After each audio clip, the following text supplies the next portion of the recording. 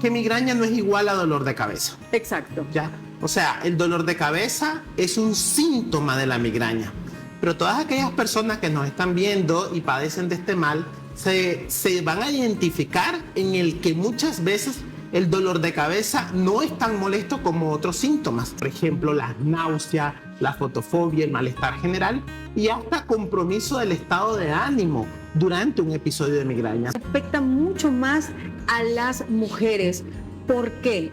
¿Cuál es la razón? ¿Tiene que ver con algún trastorno hormonal, la edad? Se dice que la migraña es multifactorial. Cuando decimos multifactorial es que hay muchos factores que inciden para que se desarrolle la enfermedad. Uno de ellos son las hormonas, pero también hay un factor genético, hay más de 38 genes asociados a la migraña. Entonces, en una mujer joven, porque más o menos el pico de incidencia está entre los 14 y los 34 años, en mujeres que tienen una predisposición genética y en donde la afluencia hormonal en este es bien importante, es donde se da principalmente tanto el diagnóstico como las crisis. Sin embargo, es importante mencionar que no es exclusivo. Exacto. Muchos niños llegan a la consulta con diagnóstico de migraña y también a los varones. Curiosamente, cuando afecta a los varones, tienden a ser un poco más severas las crisis de dolores de cabeza.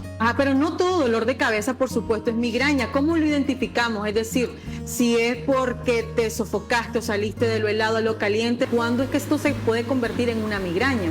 Estos diagnósticos a veces son bastante difíciles porque requieren criterios clínicos, no hay como un examen, no es como por ejemplo una diabetes que tú te haces un examen de glucosa y está alterado y ya estuvo, o las hormonas tiroideas te las mides y ahí hiciste el diagnóstico. En este caso es por varios elementos clínicos. Entonces, por ejemplo, los médicos seguimos actualmente la tercera clasificación internacional de cefalea, en donde te establecen los diagnósticos de la A a la D, por ejemplo. Sí. Entonces debe de cumplir todos estos criterios o la mayoría de estos criterios para tipificar al paciente como migrañoso. Entonces, ¿cómo vamos a diferenciar una migraña de un dolor de cabeza que no es migrañoso? Exacto. En principio, la recurrencia.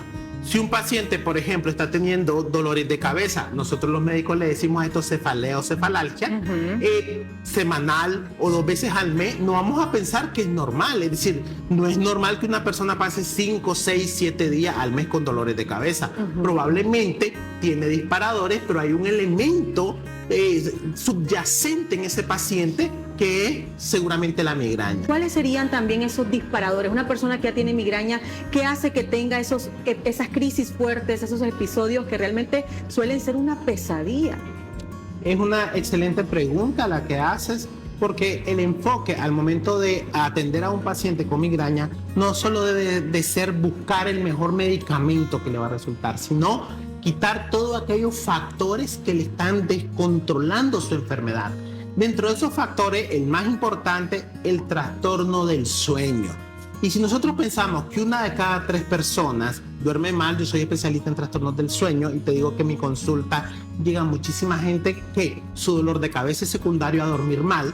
Tenemos también que enfocarnos en un buen dormir del paciente. Lo otro son los estresores emocionales, pero no solamente el tema del estrés, porque estrés vivimos todos. Yo siempre le digo a los pacientes, hay que buscar a ese profesional que nos haga canalizar el estrés, porque el estrés del trabajo, tú no le puedes decir al paciente deje de trabajar para no tener estrés, ¿verdad?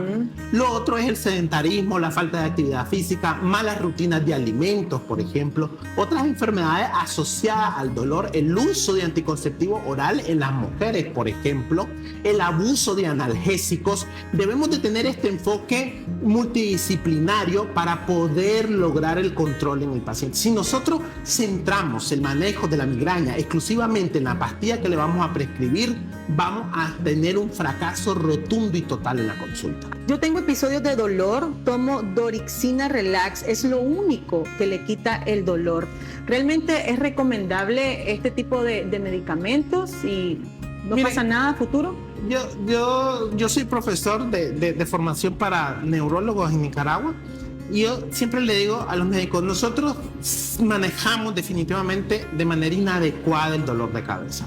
El enfoque muchas veces que se le da al manejo del dolor de cabeza es estar dando un analgésico para que quite el dolor. Sí. Una de las estrategias más útiles que debe de tenerse presente es la terapia de prevención. Y la terapia de prevención pueden ser medicamentos que están dirigidos a prevenir el dolor de cabeza, y es mejor porque cuando tú tomas un analgésico, ¿qué tuviste que tener para tomar un analgésico? Dolor. La idea es prevenirlo.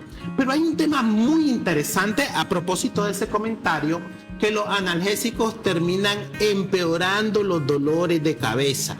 De hecho, hay un acápite que se llama dolores de cabeza por uso de analgésicos o por abuso de analgésicos, que se debe establecer o tenerlo bien presente el médico. Pero aquí esto es como un efecto dominó. Viene otro problema, que es la venta libre de medicamentos que en el país. Entonces hay personas que durante media vida, es decir, le comenzaron a los 15 años, tiene 30 años y tiene 15 años automedicándose con una cantidad de medicamentos impresionante. Sí. De hecho, en la consulta hemos tenido pacientes que toman 14 analgésicos por día y sus dolores de cabeza están peor. Otro punto bien interesante en este caso es que la Dorixina Relax es un miorrelajante. Pudiera ser que esta paciente tiene un dolor cervicogénico, un dolor por malas posturas al dormir, un dolor tensional, que está favoreciendo que este tipo de medicamentos le ayuden. Quizá habría que revisar su diagnóstico si realmente cumple el criterio de migraña. Muy bien, Gema Dávila pregunta, hay momentos que me duele solo la mitad de la cabeza. ¿Por qué?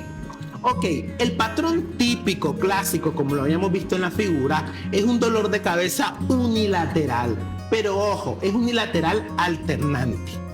En un episodio le da a un lado, en otro episodio le da al otro. El dolor al paciente le da exclusivamente en un lado de la cara, pudiera tratarse de otra causa, no necesariamente migraña, porque característicamente la migraña es unilateral alternante, pero esto sucede, como lo mencioné, en el 60% de los casos. O sea, la mitad de los pacientes no va a tener este patrón de solo un lado. Y como los pacientes han abusado de analgésicos, se cambia el patrón del dolor de cabeza, y ahora ya el dolor de cabeza no viene solo de un lado, viene de toda la cabeza. No, y termina afectando hasta emocionalmente todo su comportamiento con la familia. Ese es uno de los puntos muy importantes. Miren, muchas veces el paciente, además del dolor de cabeza, presenta síntomas gastrointestinales, presenta bostezadera, orinadera frecuente, mal humor. Ese día ese paciente está aprensivo, no quiere saber de nada, está fatigado. Es una causa importante de baja de rendimiento laboral, de ausentismo laboral, baja de rendimiento académico. Por eso es impresionante que, a diferencia de lo que se puede pensar, muy pocas veces la migraña es bien manejada. Exacto. Entonces, yo pienso que, si bien es cierto, desde el médico de primer contacto debe de manejar la migraña, es una obligación que tenemos los médicos especialistas en formar a los médicos de primer contacto, todos los pacientes con dolores de cabeza deberían al menos de tener una consulta de evaluación por un especialista, y en este caso es el neurólogo clínico. ¿Qué diferencia hay entre, me imagino que quiso decir neuralgia, ¿verdad?, y migraña? Hay una diferencia abismal. La neuralgia viene de un nervio que duele. En la cara, entre el cráneo, la cara y el cuello, tenemos varios nervios craneales, desde el nervio óptico, el nervio trigémino, el glosofaringeo y muchos otros, Sí. que ellos por alguna razón pueden inflamarse y doler. Los elementos que dan origen a los dolores neurálgicos son totalmente diferentes a los de la migraña. En la migraña es un grupo de fenómenos dinámicos con activaciones de los receptores periféricos que terminan con cambio en la vasculatura cerebral y genera el dolor y los fenómenos cerebrales que se acompañan de la migraña, mientras que la neuralgia es una inflamación dolorosa del nervio. Por lo tanto, como las causas son diferentes, los tratamientos son diferentes. ¿La migraña, una vez diagnosticada, tiene cura o solo se controla? Como habíamos mencionado previamente, tiene un componente genético bastante fuerte, o sea que ya lo trae en tus chips. Sin embargo, como es bastante dependiente de hormonas, después de la menopausia en las mujeres, la prevalencia de migraña cae de manera significativa. Sí. Es por eso que muy raras veces encontramos un viejito de 70 años aquejando migraña.